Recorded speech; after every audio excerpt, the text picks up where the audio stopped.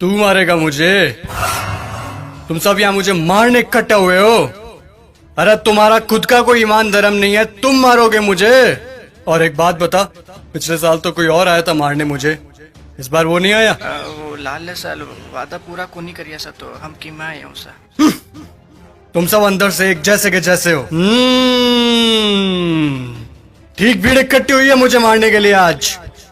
मैं माता सीता को लेकर गया था, इसीलिए मारने के लिए इकट्ठे हुए ना तुम सब आज। हाँ, मैं मानता हूं मेरी गलती, लेकिन माता सीता को किसी कारागृह में नहीं, सबसे उत्तम वाटिका थी उसमें रखा था मैंने।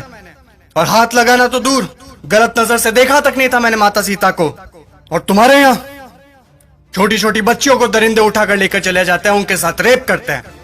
उनको तो तुमने कभी ऐसे इकट्ठा होकर जलाया नहीं। वो दरिंदे क्यों खुलेआम घूम रहे हैं आज भी, मुझे ये बताओ। आए मुझे जलाने। अब चोटे तू बता। मैं तो सभी वेद और ग्रंथों का ज्ञाता हूं, तूने कौन सी वेद ग्रंथ या पुस्तक पढ़ी है, मुझे ये बता। पांचवी फेल मेरे समक्ष बोलेगा तू? चुपचाप खड़ा रह तू।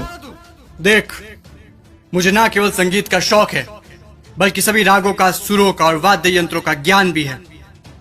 तुझे क्या ज्ञान है वाद्य यंत्रों के बारे में? ये मारने आया है मुझे। अब तुम लोग सुनो, मेरे जैसा महादेव का भक्त ना तो कोई हुआ है, ना मेरे जैसा महादेव की भक्ति किसी ने की है। और तुम लोग, तुम्हारा भी कोई जमीर नहीं है। भगवान पलटते समय नहीं लेते तुम। काम हुआ तो ठीक, तो चलो महादेव के पास, हुए तो चलो महादेव के, नहीं हुए तो चलो इस बार बालाजी के चलते हैं। क्या हुआ? गुस्सा आ रहा है मेरे ऊपर? तुम लोग मेरे बारे में क्या सोचते हो मुझे कुछ फर्क नहीं पड़ता, लेकिन एक बात कान खोल के सुन लो, मैं चाहे कैसा भी हूं, लेकिन तुम्हारी मंत्री जैसा कदापि नहीं हूं मैं। मेरे राजपाट में जनता प्रसन्न रहती थी, खुश रखता था मैं उन्हें। इसकी तरह पटाखों की चोरी कभी नहीं की मैंने।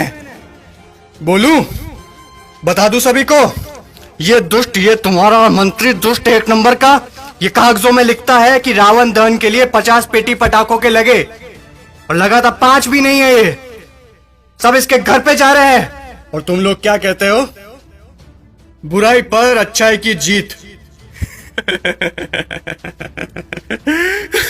कहां हुई, कहां हुई बुराई पर अच्छाई की जीत?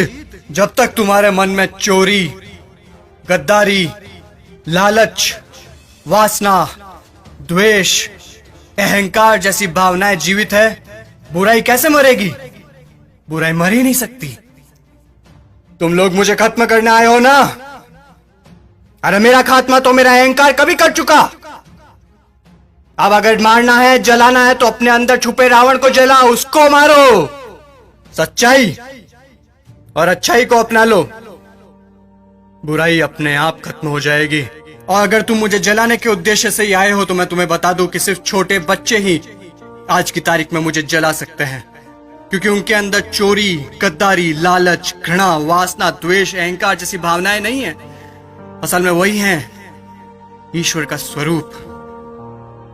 ए लड़के, लगा दे आग, फिर से जला दे।